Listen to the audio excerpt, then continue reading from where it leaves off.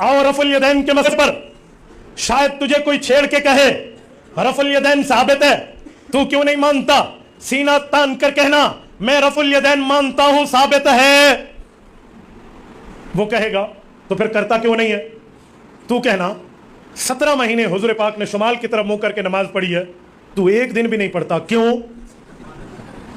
बोलिए, कितने महीने हुजूर ने पढ़ी है शुमाल की तरफ मुंह करके बैतुल मुल्क? 17 महीने। तुसी एक पढ़ लेनी है, आप एक पढ़ोगे, पढ़ सो तो 10 क्यों भाई? हुजूर 17 महीने पढ़े, आप एक ही ना पढ़ो।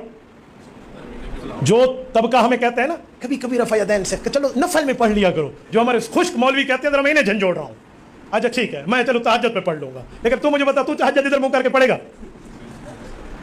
कहते नहीं कभी कभी पढ़ लो, अल्लाह पूछ रहे हो तो अपने मसलक ते मादी कोई नहीं। वाह सुभान अल्लाह। भाई आप इधर मुंह करके नमाज क्यों नहीं पढ़ते? कहते हैं मनसूख, मना है, कुरान में लिखा हुआ है। मैंने कहा रफ़ुल यदैन रुकू वाला मना है, हुजूर की हदीस में लिखा हुआ है। भाई रफ़ुल यदैन साबित है, हुजूर पाक करते थे, मैं मानता हूँ, हुजूर की हदीस है, सही हदीस है, सच्ची हदीस है, लेकिन हुजूर ने हमेशा किया है? हुजूर ने छोड़ा है? सही मुस्लिम जिल्द अव्वल सफ़ा 181 किताब सलाह, ये क्यों पेश नहीं करता? हमें तो कहते हैं मुस्लिम और बुखारी से हट के मौलवी बात नहीं करते। मुझे ईमान से बोलिए, मैं बुखारी और मुस्लिम से हटा हूँ? मैं इसी कुल किताबा नालो 2 ही रखे ने।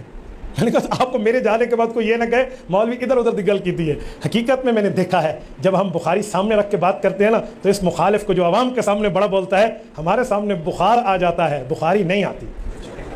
बिन इश्क मोहम्मद जो पढ़ता है बुखारी, बुखार उसको आता है, बुखारी नहीं आती। ऐसी बातें मैंने ऐसे इनको सामने अपने बंद होते देखा है जैसे आपने अपने शिकार को पिंजरों में बंद होते देखा। अस्सलामु अलैकुम वरहमतुल्लाहि वबरकातुह। मोहतरम सामईन इकराम, ये थे मुफ्ती अब्दुल वाहिद कुरैशी। दरअसल ये जो है मुफ्ती साहब सफ़ेद को काला करने में और काले को सफ़ेद करने में बड़े माहिर हैं। रात को दिन साबित करने में और दिन को रात साबित करने में ये बहुत बड़ा हुनर रखते हैं। और इसको ये जो इनके जो मुक़ल्लिदीन हज़रात हैं, जो इनके ऑडियंस हैं, वो इसको बहुत ज़्यादा पसंद भी करते हैं। जबकि मुग़ालतेबाज़ों की दुनिया के हीरो हैं, बल्कि रियाकारी मक्कारी के अंदर, धोखेबाजी के अंदर ये इमाम माने जाते हैं हनफियों के।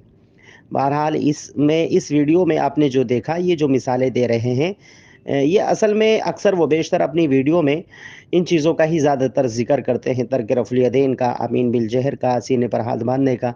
ये इस तरह इनकी वीडियोज़ में अक्सर व बेशतर यही चीज़ें आपको मिलेंगी। तो असल में एक भाई ने इनकी वीडियो भेजी तो हमने देखा, तो इसमें ये जो चीज़ें कह रहे हैं, पहली बात तो ये देखें आप, ये जो मिसाल दे रहे हैं कि भाई मस्जिद अक़सा की तरफ 16-17 महीने रसूलुल्लाह सल्लल्लाहु अलैहि वसल्लम जो है वो नमाज रुख करके नमाज़ पढ़ते थे। तो देखें, ये इस मसले की मिसाल जो है तर्क रफ़ुल यदैन से दे रहे हैं, जबकि ये बिल्कुल ऐन जहालत है। रसूलुल्लाह सल्लल्लाहु अलैहि वसल्लम ने मस्जिद अक़सा की तरफ क़िबला अव्वल की तरफ जो है 16-17 महीने रुक करके नमाज़ पढ़ी। सहाबा इकराम ने भी नमाज़ पढ़ी, मुसलमानों ने नमाज़ पढ़ी, इसमें किसी का कोई भी इख्तलाफ नहीं है। तमाम उलमाए मुस्लिमीन, तमाम उलमाए इस्लाम इस बात को मानते हैं कि हाँ ये बात सही है और इसमें किसी का कोई इख्तलाफ नहीं। लेकिन बाद में ये हुक्म मनसूख हो गया और मस्जिद हरम की तरफ जो है रुख करके नमाज़ पढ़ने का हुक्म दिया गया। ये बात उलमाए उम्मत के नज़दीक कोई भी इख्तलाफ नहीं रखती, बल्कि ये एक इजमाई मसला है, बल्कि कुरान से साबित मसला है, इसमें किसी का कोई भी इख्तलाफ नहीं। अब जिस मसले को ये साबित कर रहे हैं तर्क रफ़ुल यदैन, तो उसको तमाम उलमाए मुहक्किकीन और उलमाए अहले इल्म जो हज़रात हैं वो जानते हैं इस चीज़ को कि रफ़ुल यदैन पर तो अक्सर जमहूर मुहद्दिसीन इत्तिफ़ाक़ रखते हैं, लेकिन अगर कोई इत्तिफ़ाक़ नहीं रखता तो कूफ़ी नहीं रखते। बाज़ अहले कूफ़ा, हालांकि तमाम कूफ़ी भी का भी मामला ऐसा नहीं है, बल्कि बाज़ मुताख़िरीन कूफ़ियों ने रफ़ुल यदैन का इनकार किया है। तो इससे मतलब कौन सा मसला किस से साबित करें? एक मसला है जिसमें किसी का कोई इख्तलाफ ही नहीं है, अब उसकी मिसाल जो है एक ऐसे मसले से दे रहे हैं जिसमें जमहूर एक तरफ है और बाज़ कूफ़ी यानी बाज़ हनफी हज़रात एक तरफ हैं। خود بعد حنفی حضرات نے بھی یہ باتیں کہی ہیں کہ رفع الیدین کرنا رسول اللہ صلی اللہ علیہ وسلم سے ثابت ہے، اور جو حدیثیں نبی صلی اللہ علیہ وسلم سے ترک رفع الیدین کے بارے میں ملتی ہیں وہ صحیح نہیں ہیں، ثابت نہیں ہیں۔ اب میں آپ کے سامنے کچھ چیزیں رکھتا ہوں، جیسے مثال کے طور پر یہ بار بار جو ہے حدیث جابر بن سمرہ کا ذکر کرتے ہیں۔ اب ہم یہ دیکھتے ہیں کہ واقعی میں کیا حدیث جابر بن سمرہ جو ہے وہ ترک رفع الیدین پر ثابت ہے یا نہیں۔ تو دیکھیں، ہم نے جب اس سلسلے میں محدثین کی جماعت کو دیکھا تو محدثین میں سے بے شمار محدثین نے اس کا انکار کیا اور کہا کہ حدیث جابر بن سمرہ جو ہے یہ حدیث جو ہے ترک رفع الیدین پر کسی بھی طرح سے فٹ نہیں بیٹھتی۔ اس میں دیکھیے، پہلے امام نووی رحمہ اللہ کی کتاب ہے کتاب المجموع، اس میں امام نووی رحمہ اللہ نے صاف واضح الفاظ میں کہا کہ وہ اما حدیث جابر بن سمرہ فاحتجاجهم به من عجب الاشیاء واقبح انواع الجہالہ بالسنہ، کہہ رہے ہیں کہ حدیث جابر بن سمرہ رضی اللہ تعالیٰ عنہ سے بعض لوگوں کا ترک رفع الیدین پر حجت پکڑنا عجیب چیزوں میں سے ہے، اور کیا کہہ رہے ہیں کہ الجہالۃ بالسنہ، اور سنت سے جہالت کی ایک عجیب قسم ہے، بلکہ بدترین قسم کہہ رہے ہیں کہ یعنی سنت سے جہالت کی ایک بدترین قسم یہ ہے کہ انسان ترک رفع الیدین پر حدیث جابر بن سمرہ کو فٹ کرے۔ امام نووی کہہ رہے ہیں، ہم نہیں کہہ رہے۔ پھر کہتے ہیں آگے، کیونکہ یہ حدیث جو ہے لأن الحدیث لم يرد فی رفع الایدی فی الرکوع والرفع منہ ولکنہم کانوا یرفعون ایدیہم فی حالت السلام، کہتے ہیں کہ کیونکہ یہ حدیث جو ہے رکوع سے اور رکوع کے بعد والے رفع الیدین کے بارے میں نہیں ہے، بلکہ یہ حدیث سلام کے وقت رفع الیدین کرنے کے سلسلے میں ہے۔ المجموع امام نووی کی کتاب ہے، اس کا جلد نمبر 2 اور صفحہ نمبر 373۔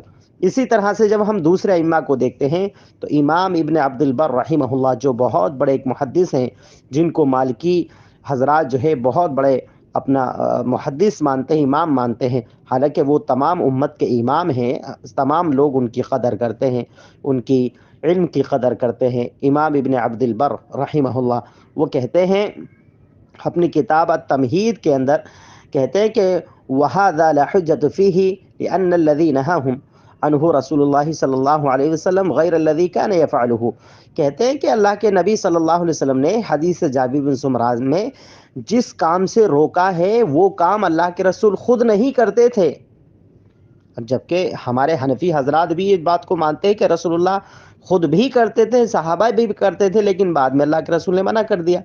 لیکن ابن عبد البر کہہ رہے ہیں اللہ کے رسول نے حدیث جابر بن سمرہ میں جس چیز سے روکا ہے وہ اللہ کے رسول خود نہیں کرتے تھے، اور یہ کیسے ہو سکتا ہے؟ پھر آگے کہتے ہیں کہ لِأَنَّهُ محال، کہ یہ کیسے ہو سکتا ہے، یہ بات تو بالکل عجیب ہے کہ اللہ کے رسول ایک کام خود کرے لیکن اپنے صحابہ سے اس کام کو منع کریں، تو یہ بات تو ویسے بھی سمجھ میں نہیں آتی۔ تو حدیث جابر بن سمرہ رضی اللہ عنہ کے بارے میں ابن عبد البر رحمہ اللہ نے یہ جواب دیا ہے۔ اسی طرح سے اگر ہم دیکھتے ہیں حافظ ابن حجر عسقلانی جو حدیث کی دنیا کے بہت بڑے امام ہیں، فتح الباری جن کی بہت مشہور کتاب ہے، اور راویوں کے بارے میں کافی کتابیں حافظ ابن حجر عسقلانی رحمہ اللہ نے لکھی ہیں، وہ اس حدیث کا جواب دیتے ہوئے اپنی کتاب تلخیص الحبیر کے اندر اس کا جلد نمبر 1 صفحہ نمبر 400 پر کہتے ہیں کہ ولا دلیل فیہ علی منع رفع علی الحیۃ المخصوصہ فی الموضع المخصوص وهو الرکوع والرفع منہ۔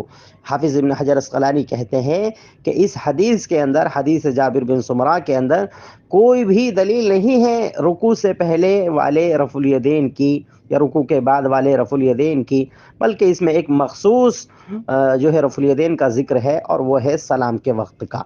یہ تلخیص الحبیر کے اندر حافظ ابن حجر عسقلانی نے کہا ہے۔ بلکہ اس کے علاوہ بھی ابن سید الناس اور دیگر ائمہ نے اس کے بہت پیارے جوابات دیے ہیں۔ ہم چلتے ہیں اس امام کی طرف جو امام المحدثین جن کو کہا جاتا ہے، یعنی امام البخاری رحمہ اللہ۔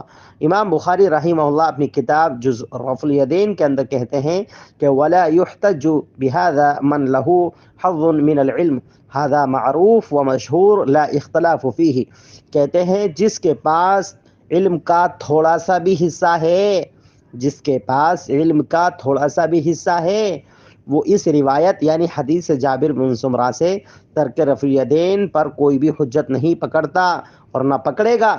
یہ بات علماء کے نزدیک مشہور اور معروف ہے، لا اختلاف فیہ، اس میں کوئی اختلاف بھی نہیں ہے۔ یہ امام المحدثین امام بخاری رحمہ اللہ نے یہ بات کہی ہے۔ پھر بھی سمجھ میں نہیں آتا کہ یہ جو حنفی حضرات ہیں یہ سارے ائمہ ایک طرف ہیں، بڑے بڑے ائمہ محدثین ایک طرف ہیں، لیکن یہ ایک اپنی ایک عجیب و غریب استدلال لا کر کے لوگوں کے سامنے پیش کرتے ہیں، جبکہ بڑے بڑے ائمہ نے اس کا بائیکاٹ کیا ہے، اس کا رد کیا ہے، بلکہ خود ائمہ حنفی حضرات میں جو ائمہ گزرے ہیں انہوں نے بھی اس کا رد کیا ہے۔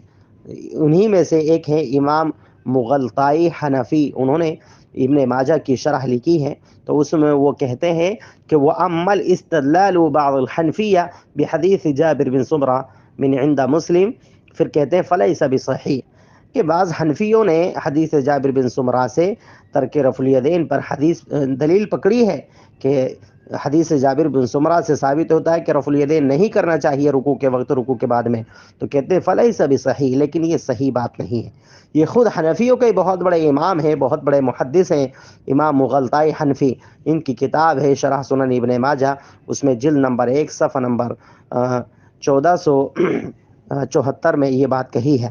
اسی طرح سے خود حنفیوں کے ایک بہت بڑے امام ابن ابوالعز حنفی رحمہ اللہ، انہوں نے بھی یہی کہا ہے کہ حنفیوں کا حدیث جابر بن سمرہ سے استدلال کرنا یہ قوی بات نہیں ہے بلکہ کمزور ہے، اور یہ بات امام ابن العز نے التنبیہ علی مشکل الہدایہ میں یہ بات کہی ہے، جلد نمبر 2 صفحہ نمبر 570 پر۔